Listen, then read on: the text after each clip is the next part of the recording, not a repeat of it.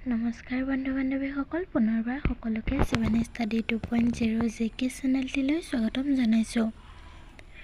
আজি আসাম পুলিচৰ ৰিভিউ লিখিত পৰীক্ষাৰ বাবে কেইটামান গুৰুত্বপূৰ্ণ প্ৰশ্ন উত্তৰ আপোনালোকৰ মাজলৈ লৈ আহিছোঁ। ভিডিঅ'টো অলপো স্কিপ নকৰি সম্পূৰ্ণ চাব। আজি আমাৰ প্ৰথম প্ৰশ্নটি হৈছে, অসম সাহিত্য সভাৰ প্ৰথম সভাপতি কোন? ক বিৰিঞ্চি কুমাৰ বৰুৱা, খ পদ্মনাথ গোহাঁই বৰুৱা, গ আনন্দৰাম বৰুৱা, ঘ লক্ষ্মীনাথ বেজবৰুৱা। শুদ্ধ উত্তৰটো হৈছে খ পদ্মনাথ গোহাঁই বৰুৱা। অসম সাহিত্য সভাৰ প্ৰথম সভাপতি পদ্মনাথ গোহাঁই বৰুৱা। পিছৰ প্ৰশ্নটি, অসমৰ চাহ ৰাজধানী কোনখন?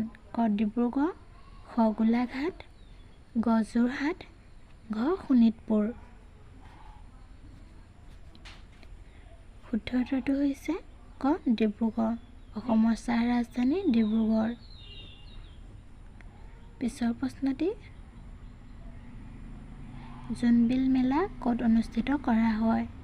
ক নগাঁও, খ ডিমাপুৰ, গ শিৱসাগৰ, ঘ মৰিগাঁও।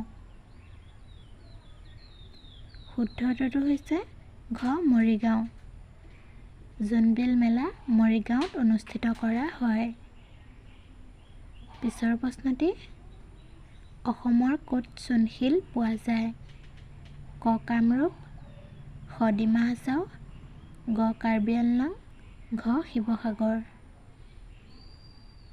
শুদ্ধ উত্তৰটো হৈছে খ ডিমা হাছাও। অসমৰ ডিমা হাছাও ঠাইত চূণশিল পোৱা যায়। পিছৰ প্ৰশ্নটি, কৰম পূজা কাৰ উৎসৱ? ক অসমৰ চাহ জনগোষ্ঠী, খ বড়ো, গ মণিপুৰী, ঘ নগা। শুদ্ধ উত্তৰটো হৈছে ক অসমৰ চাহ জনগোষ্ঠী। কৰম পূজা অসমৰ চাহ জনগোষ্ঠীৰ উৎসৱ। পিছৰ প্ৰশ্নটি, অসমৰ ৰাজ্যিক পক্ষী কোনটো? ক ময়ূৰ, খ শৰালী হাঁহ, গ পাৰ, ঘ দেওহাঁহ। শুদ্ধ উত্তৰটো হৈছে ঘ দেওহাঁহ। অসমৰ ৰাজ্যিক পক্ষী দেওহাঁহ। আমাৰ পিছৰ প্ৰশ্নটি হৈছে, 1950 চনৰ ভূমিকম্পৰ মূল কেন্দ্ৰ ক'ত? ক ধুবুৰী, খ শিলচৰ, গ অৰুণাচল প্ৰদেশ, ঘ এটাও নহয়। শুদ্ধ উত্তৰটো হৈছে গ অৰুণাচল প্ৰদেশ। 1950 চনৰ ভূমিকম্পৰ মূল কেন্দ্ৰ অৰুণাচল প্ৰদেশত আছিল। পিছৰ প্ৰশ্নটি, অসমৰ প্ৰথম বিশ্ববিদ্যালয়খনৰ নাম কি? ক গুৱাহাটী বিশ্ববিদ্যালয়, খ তেজপুৰ বিশ্ববিদ্যালয়, গ ডিব্ৰুগড় বিশ্ববিদ্যালয়, ঘ অসম বিশ্ববিদ্যালয়। শুদ্ধ উত্তৰটো হৈছে ক গুৱাহাটী বিশ্ববিদ্যালয়। অসমৰ প্ৰথম বিশ্ববিদ্যালয়খনৰ নাম হৈছে গুৱাহাটী বিশ্ববিদ্যালয়।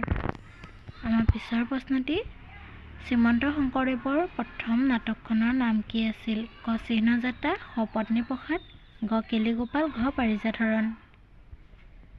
শুদ্ধ উত্তৰটো হৈছে ক চিহ্নযাত্ৰা। শ্ৰীমন্ত শংকৰদেৱৰ প্ৰথম নাটকখনৰ নাম আছিল চিহ্নযাত্ৰা। আমাৰ শেষৰ প্ৰশ্নটি হৈছে, ভূপেন হাজৰিকাই পৰিচালনা কৰা ছবিখনৰ নাম কি?